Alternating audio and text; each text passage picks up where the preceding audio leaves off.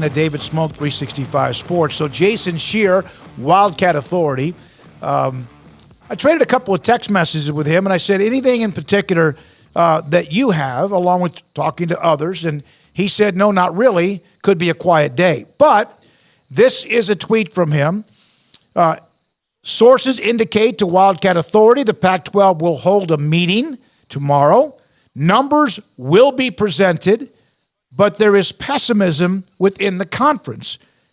This could be George Kliavkoff's last stand in keeping the conference together. Now, let's look at this one first, and Garrett will respond to the other ones along the way.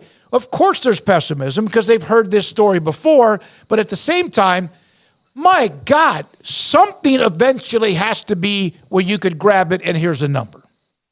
Yeah, Ken O'Cal just had a great tweet about this as well, but I don't know if they had this deal in place and Colorado, and nobody had seen it, and now they've got it and Colorado's gone. There's a whole lot of things that don't add up here.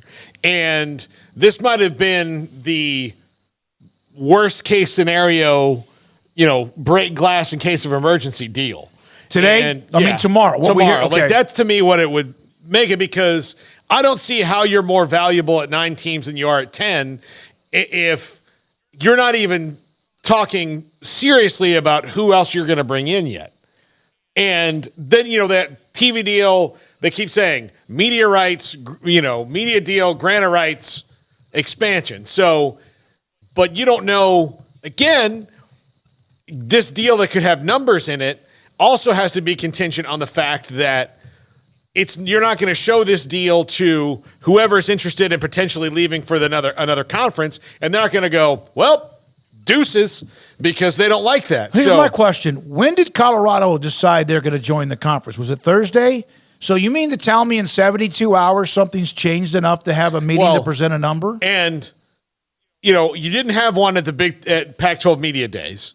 That's what made Colorado mad in the first place. Less than a week later, officially they're out on Thursday, right? So officially they're out, but the decision was made probably on Monday that they did it, and then comes down on the line. There's a number. Yeah, because we found out on Tuesday that it was potentially happening. Wednesday was one meeting and after another, and then Thursday was the unanimous vote from the board. So you've got a week. And so from, let's just say, on Wednesday that it's going to happen, Thursday it becomes official. And I do think the Pac-12 was a little bit more naive in the leadership, and, well, there's still a chance they could vote a different way. No, because they thought that with UCLA. And then they did the whole, Board of Regents meeting, and just like the Big 12 in Texas OU. And the dean of the physics department's like, am I not going to get any money for my research? And they're like, no, you're fine. And they're like, well, what do I give it? Yeah. So yeah, fine, let him go. So that's the first of Jason Scheer. Here's another one. To add to my previous tweet, there is absolutely no confidence in a deal, and nobody knows where the linear aspect is coming from. If George Kliavkoff pulled this off since Thursday, it would be a small miracle. And for his sake, and you would think for those who are left, you kind of, again, other conferences, including the Big 12, have been there.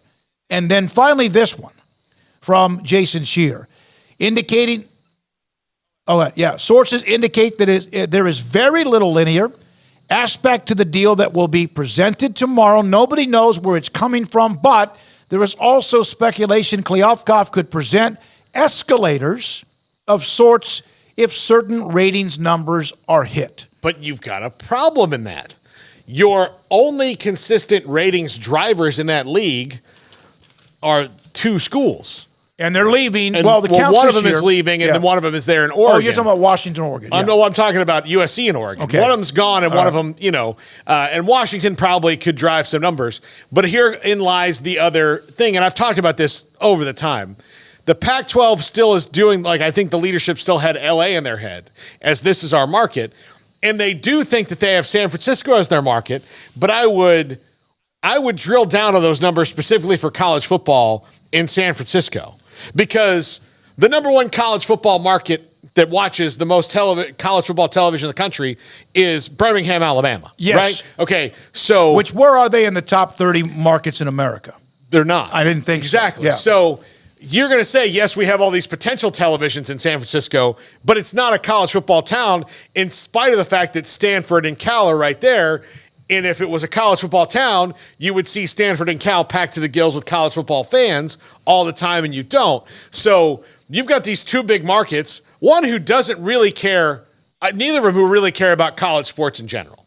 And the only one that they do care about regularly is USC, and that's just because they've been the ones who've been at the very tip top of the charts, so to speak. Right. When USC is average, LA doesn't care as much. When just like they're very much like Miami. When the Hurricanes are average, that city doesn't care as much. But if they're really, really good, and it might be something you want to be, not so much you want to go watch yourself, but you want to make sure everyone sees you or you're seen at the game. If I can go to a USC game in LA and there's Snoop Dogg and Will Ferrell and Steven Spielberg, they're all here and excited. And I go to Miami and look, oh my God, it's Michael Irvin and Jim Kelly and all these people oh my God, J-Lo's here. Are you kidding me? Oh my gosh, this is going to be a blast. A-Rod, oh wow. And then Manhattan, Kansas has one celebrity anyway, so they're not going out for that. They're just going for the college football game. Same with Tuscaloosa, for all that matter. They're going for the game. And so it's different culturally. So, yeah, I think it's going to translate differently when it comes to television numbers. All right, so there is that with Jason Scheer. So watch for that. That gives us something to